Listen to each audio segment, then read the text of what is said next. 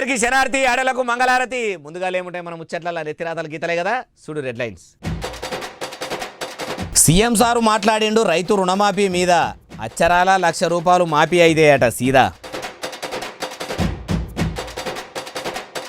తెలంగాణ పోలీసులు బెదిరిస్తుండ్రట ఫోన్లు చేసుకుంటా. పార్టీలు మారుమంటుర్రట పానభయం లేకుండా. కేబినెట్ మీటింగ్ పెట్టిండు ఏపీలున్న మంత్రులతోని. సీఎం సార్ పక్కాగా చేయమన్నాడట ప్రతి ఒక్క పని. ఆరోగ్యశ్రీ కారట్ల గురించి మాట్లాడిండు సీఎం గారు. కోపన్ కారట్ల ముచ్చట కూడా చెప్పిండు రేవంతం సారు.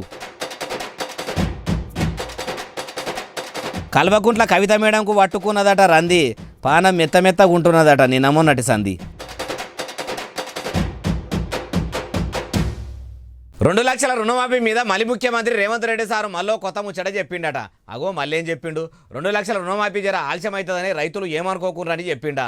లేకుంటే నేను మాట మీద నిలబడే మనిషిని 15 ఆగస్టు లోపలనే మాఫీ అవుతుందనే ముచ్చట చెప్పిండా. ఇది అరుచుకుందాం పారి. అన్నదాతలకు 2 లక్షల రుణమాఫీ చేసుడు ముద్దుగానే ఉన్నది.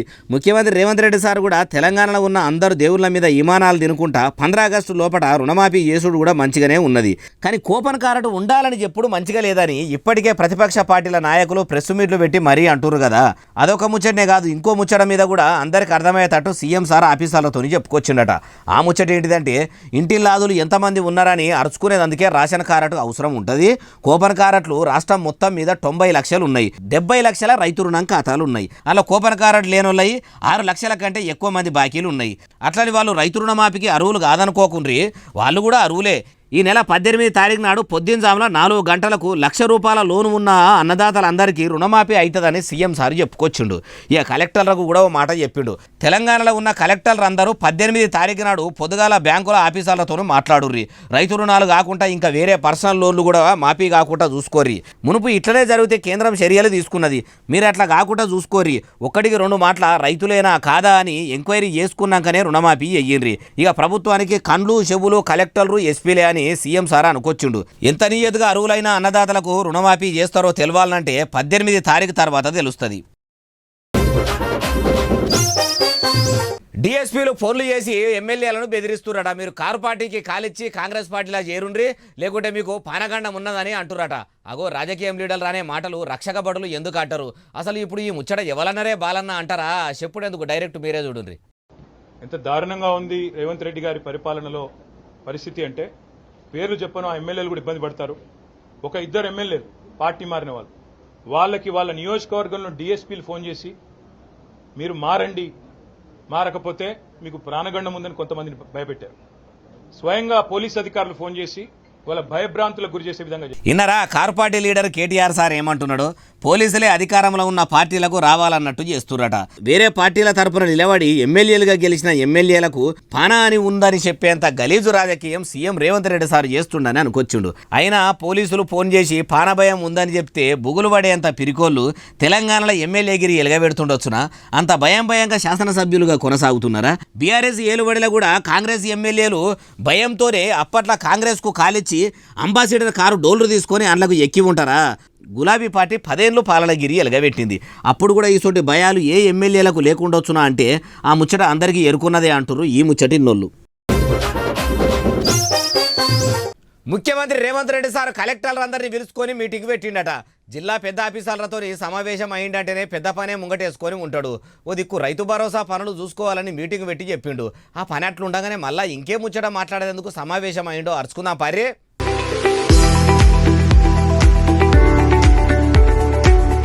అగో మీటింగ్కు ఒక తెలంగాణ సీఎం సారే కాదు, మంత్రులు కూడా హాజరుపడ్డారు. కలెక్టర్లు అందరినీ పిలుచుకొని జిల్లాల పనులు ఎట్లా నడుస్తున్నాయి, ఇన్నొద్దుల సంధి ఏం పనులు చేసిర్రని అడిగిండు.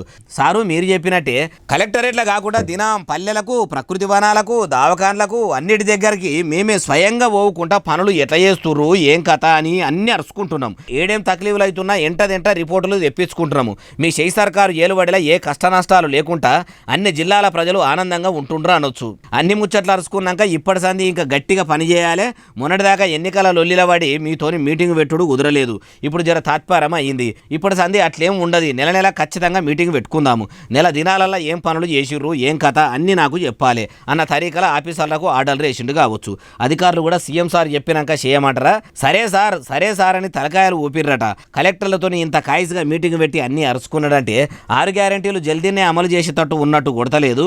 అట్లాగిట్లా అమలు చేస్తే మట్టుకు షెయి సర్కారుకు తెలంగాణలో తిరిగే ఉండదు పోన్రే అంటారు ఈ ముచ్చటిన్నోళ్ళు. ముఖ్యమంత్రి చంద్రబాబు నాయుడు సారు ఆంధ్రప్రదేశ్ మంత్రులతోని కేబినెట్ సమావేశం పెట్టిండట. ఎన్నికల ముంగట ఇచ్చిన హామీలను అమలు చేయాలి కదా. కూటమి ప్రభుత్వం అధికారంలోకి వచ్చి ఇన్ని దినాలు కాబట్టి ఏపీలో ఎల్లే గొంగడి ఏడున్నది అంటే వేసిన దగ్గరనే ఉన్నది అన్నట్టు ఉన్నది. అన్ని పనులను ముంగట చేసుకుందామని పెట్టిండా. ఇంకేమన్నా ముచ్చట అరుచుకునేందుకు పెట్టిండా? ఏది మనం కూడా అరుచుకుందాం పారే.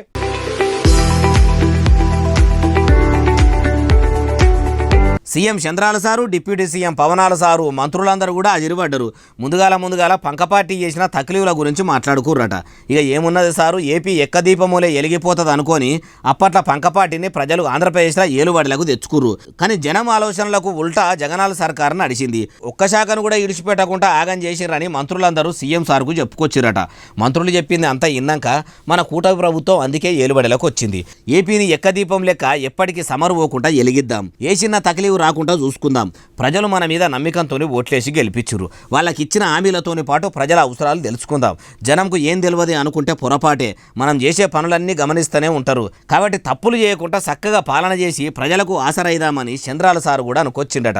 ఎప్పటి వరకల్లా ఇచ్చిన హామీలు నెరవేర్చి ఆంధ్రప్రదేశ్ హాలతు మొత్తం మార్చేస్తారో చూడాలంటారు ఈ ముచ్చటిన్నోళ్ళు.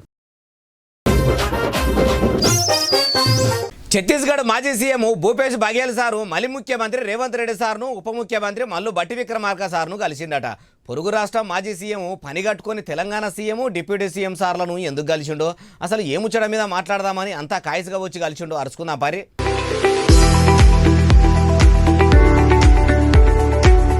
అగో చూసినరా, సచివాలయంకు వచ్చి సీఎం సార్కు శాలువా కూడా కప్పిండు. బట్టి సార్కు శాలువా కప్పి పువ్వుల గుత్తి చేతుల్లో పెట్టిండు. మా రాష్ట్రానికి వచ్చి మాకే మర్యాదలు చేసిర్రు.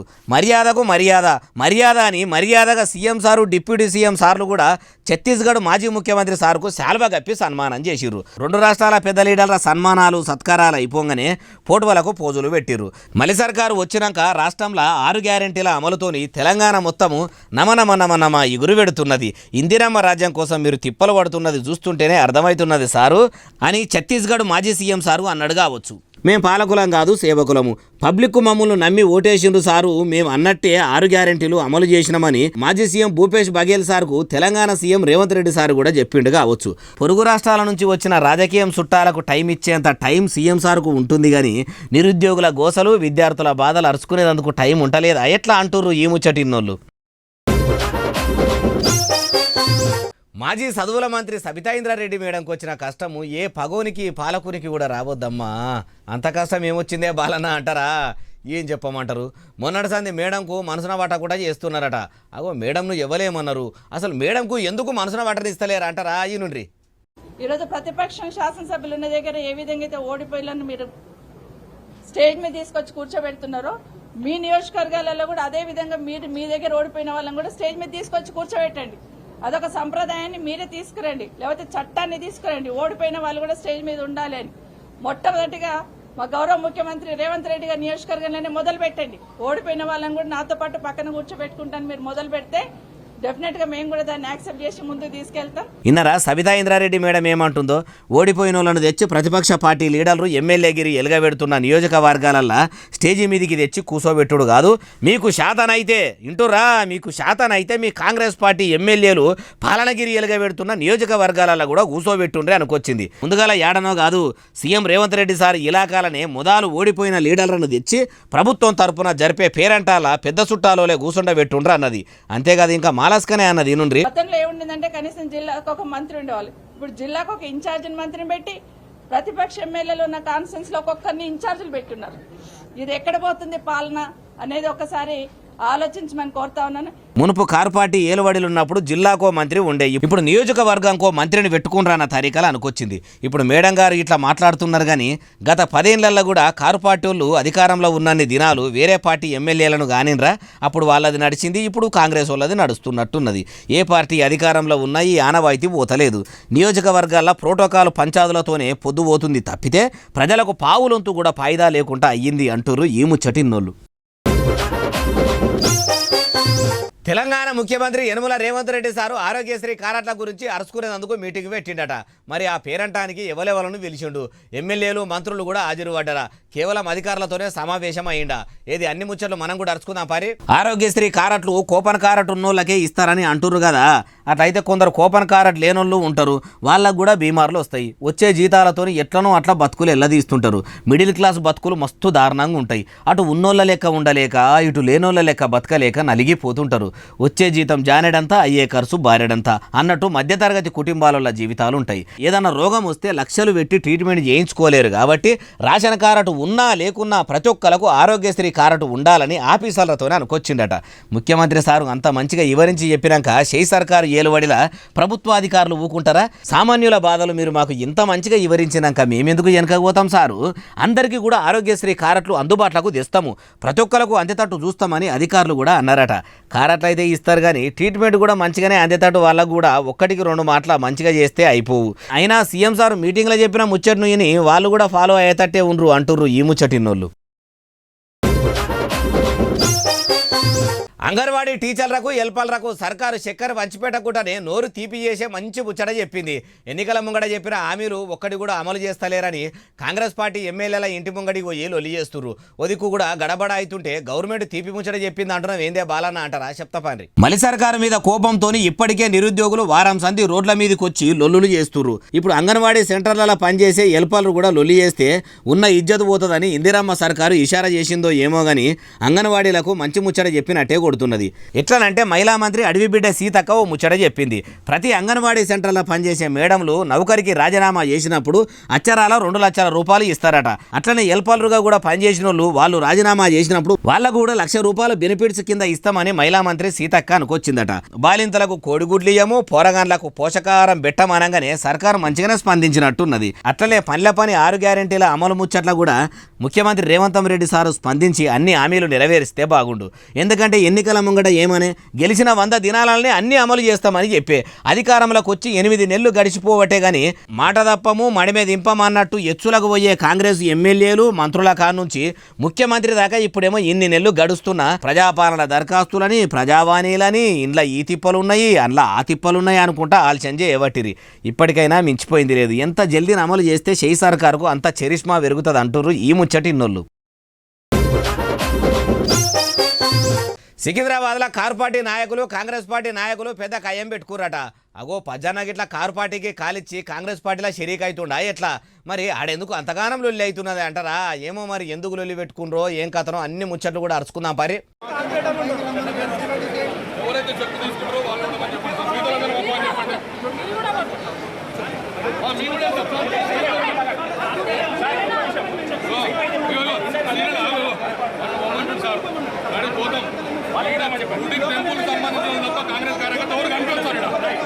ఇన్నరా ఇట్లా కారు పార్టీ లీడర్లు కాంగ్రెస్ పార్టీ లీడర్లు పంచాయతీ పెట్టుకుంటారు. మరి ఎందుకు లొల్లి వచ్చిందంటే బోనాల చెక్కుల పంపిణీ పేరంటంలా స్థానిక ఎమ్మెల్యే పజ్జన్న పోటువను అధికారులు ఫ్లెక్సీలా వేయలేదని కయ్యం చేసిరట. ఎమ్మెల్యే పోటువనే వేయరా? మీకెంత ధైర్యం అని ఇట్లా చిన్నగా పోయి కయ్యం పెద్దగానే అయ్యింది. కారు పార్టీ వాళ్ళను కాంగ్రెస్ పార్టీ వాళ్ళను ఆపేదందుకు పోలీసుల లాఠీల పానం టోపీలకు వచ్చినంత పని అయింది. ఇట్లయితే ఇంటలేరని చెప్పి కారు పార్టీ లీడర్లందరినీ సర్కారు లంచనాలతోని బండ్ల ఎక్కించి పోలీస్ స్టేషన్కు తీసుకుపోయిరట. అగో మరి కాంగ్రెస్ పార్టీ లీడర్లు కూడా లొల్లి చేసిరు కదా, వాళ్ళని తోలుకపోరా అంటే అధికార పార్టీ లీడర్లు కాబట్టి వాళ్ళని విడిచిపెట్టిరు కావచ్చు. ఫ్లెక్సీల పోటువ పెట్టకుంటేనే ఇంత కయ్యం చేస్తుర్రు. మరి ప్రజలకు ఇచ్చిన హామీలను పజ్జన్న యాపాటి తీర్చిండు. 10 ఏళ్లు బీఆర్ఎస్ పార్టీ ఏలుబడిలో ఉన్నప్పుడు కూడా ఎన్ని హామీలు నెరవేర్చిందో ఆ ముచ్చట కూడా ఈ కార్యకర్తలు ఎందుకు ముంగటేసుకోలేదు? ఈ ప్రోటోకాల్ పాటించడం మీద పెట్టిన కాయసు కారు పార్టీ వాళ్ళు ప్రజలకు అందుబాటులో ఉండు మీద పెడితే 10 ఏళ్లలో కాదు 5 ఏళ్లలోనే బంగారు తెలంగాణ ఏం కర్మ ఏకంగా ప్లాటినం తెలంగాణనే అయ్యేది అంటున్నారు ఈ ముచ్చటిన్నోళ్ళు. షేక్ సర్కార్ వస్తే ఇందిరమ్మ ఇండ్లు కట్టిస్తామని ఎన్నికల ముంగట కాంగ్రెస్ లీడర్లు కండ్లబడ్డోళ్ళ కల్లా చెప్పుకుంటా వచ్చిరు కదా. ఇందిరమ్మ ఇండ్లకు దరఖాస్తులు ఇప్పట్లో సర్కారు తీసుకుంటుందా? 6 గ్యారెంటీల అమలులా ఇందిరమ్మ ఇండ్ల పథకం అమలు చేసినామని ఇప్పటికే సీఎం రేవంత్ రెడ్డి సార్ అంటుండు. ఆ ముచ్చట మంచిగా అరుచుకుందాం పారి. ఇందిరమ్మ ఇండ్ల నమూనాలు చూపెట్టుకుంటా నక్షలు వివరించుకుంటా కాంగ్రెస్ ప్రభుత్వం ఏర్పడ్డ తొలతల బాగానే పబ్లిసిటీ ఇచ్చుకుర్రు. 500కే గ్యాస్ బుడ్డి పథకానికి కూడా పెద్దెత్తునే ప్రచారం చేసుకుర్రు. ఓదికు 6 గ్యారెంటీలు అమలు చేస్తున్నాం అంటురు. ఆ గ్యారెంటీలలో ఈ పథకాలు కూడా ఉన్నాయి. మరి లబ్ధిదారులను ఎంపిక చేస్తురా? అర్హులైనోళ్ళు దరఖాస్తులు పెట్టుకున్రా? దరఖాస్తులు పెట్టుకుంటే ఆ వీటిని అధికారులు చూసిర్రా? అంటే ఏడేసిన గొంగడి ఆడనే అన్నట్టు షేక్ సర్కారు పనితనం కనిపిస్తున్నది. గెలవంగానే 100 రోజుల్లోనే 6 గ్యారెంటీలు అమలు చేస్తాము అన్నమాట మీద నిలబడతామని అడ్డం పొడుగు మాట్లాడిన మళ్ళీ ముఖ్యమంత్రి రేవంత్ రెడ్డి సారు ఇప్పుడు సప్పుడు కూడా చేస్తలేడు. ప్రజాప్రభుత్వము ప్రజల కోసం పనిచేస్తామని చెప్పిన సీఎం సారు ఇప్పుడు కారు పార్టీ ఎమ్మెల్యేలను కాంగ్రెస్ పార్టీలకు చేర్చుకునే పనిలో ఉన్నాడు తప్పితే ప్రజలను పట్టించుకునే పనిలో మాత్రం ఉన్నట్టు అనిపిస్తలేదట. కాంగ్రెస్ సర్కారు ఏలుబడిలకు వచ్చి 8 నెలలు గడిచిపోవట్టే, 9 నెలలు నిండుగా రాబట్టే. అయినా అరువులైనోళ్లకు జాగ చూపెట్టింది లేదు, ఇందిరమ్మ ఇండ్లకు ముగ్గు పోసింది లేదు, పునాది తీసింది లేదు. ఇంకెన్ని నెలలు పడుతుందో ఓ ముఖ్యమంత్రి సారు? 100 రోజులు ఇంకా కాలేదా? ఇంకెప్పుడు ఇందిరమ్మ ఇండ్లు కట్టించే పని ముంగటేసుకుంటారు సారు అంటుర్రు ఈ ముచ్చటిన్నోళ్ళు. కార్ పార్టీ మొత్తం పోయి కమలం పువ్వు పార్టీలా కలుస్తున్నదట. దేశాన్ని శాసించాలన్నట్టు పట్టుబట్టి మాజీ ముఖ్యమంత్రి కేసీఆర్ సారు టీఆర్ఎస్ పార్టీని బీఆర్ఎస్ పార్టీగా మార్చిండు. అసొంటిది పోయి భారతీయ జనతా పార్టీలో ఎందుకు కలుపుతాడు అంటారా? ఏమో మరి ఈ నడమ మీడియాలా సోషల్ మీడియాలో ఇదే ముచ్చటి నడుతున్నది. లిక్కర్ స్కామ్ కేసులో అరెస్ట్ అయ్యి జైల్లో జపమాల పట్టుకొని జపం చేసుకుంటా ఒయ్యులు చదువుతున్న కల్వకుంట్ల వారి ఆడబిడ్డే కల్వకుంట్ల కవిత మేడంను బయటకు తెచ్చేందుకు కల్వకుంట్ల చంద్రశేఖరరావు కమలం పువ్వు పార్టీ లీడర్లతోని నీకు నేను నాకు నువ్వు అనుకుంటా దోస్తాను చేసుకుంటా కలిసి పోదామనుకుంటుండట. ఈడీ అధికారులు పట్టుకపోయిన కాడికెళ్ళి ఇప్పటి వరకు కూడా బెయిల్ వస్తలేదు. కన్నబిడ్డ కటకటాల్లో పడ్డది. కారు పార్టీలున్న ఎమ్మెల్యేలు కాంగ్రెస్ పార్టీలకు పోతుర్రని ఇప్పటికే చాలా రందితో ఉన్న కేసీఆర్ సారు ఇప్పుడు ఆగమాగం అవుతున్నాడట. ఈ ముచ్చటెరకయ్యే కమలం పువ్వు పార్టీలకు సారు పోతే 5 ఏళ్ల వరకల్లా మన బతుకులు ఆగమైతాయనే కారు గుర్తు చూపెట్టి గెలిచిన ఎమ్మెల్యేలందరూ గులాబీ గుడిసెలకించి బిస్తరు చదురుకొని చేయి పార్టీల చెద్దర్లు వరుస్తుర్రా అంటే అంతే అన్నట్టు కొడుతున్నదట. ఇక కారు పార్టీని తెలంగాణలో ప్రజలు కానేటట్టు లేరు. దీపం ఉన్నప్పుడే ఇల్లు చక్కదిద్దుకోవాలి, పటార ఉన్నప్పుడే పార్టీని ఏదో ఓ పార్టీలా కలపాలనే ఆలోచనే ఎక్కువ చేస్తున్నట్టు అనిపిస్తున్నదని ఇదే చర్చ ఎక్కువ నడుస్తుంది. నిజంగానే మాజీ ముఖ్యమంత్రి సారు కమలం పువ్వు వాసన వీల్చుకుంటాడా అంటే ఏమో ముంగడ తెలుస్తుంది అంటుర్రు ఈ ముచ్చటిన్నోళ్ళు. ఇగో ఇవి అలా నేను తెచ్చిన ముచ్చట్లు ఎట్లున్నాయి అసలు నెలే ఎస్ఎస్సీ డిజిటల్ను బాగా సబ్స్క్రైబ్ చేస్తారు, బాగా కమెంట్ చేస్తారు, బాగా లైకులు చేస్తారు, బాగా షేర్లు చేస్తారు, ఇట్లనే ఆదరిస్తారు. ఇక్కడ ముచ్చట్లు తెచ్చి మీకు వినిపిస్తూనే ఉంటా మరి. సెలవు, శనార్థి, దండం, పబ్బతి ఇంకేమైనా ఉంటాయి అన్ని.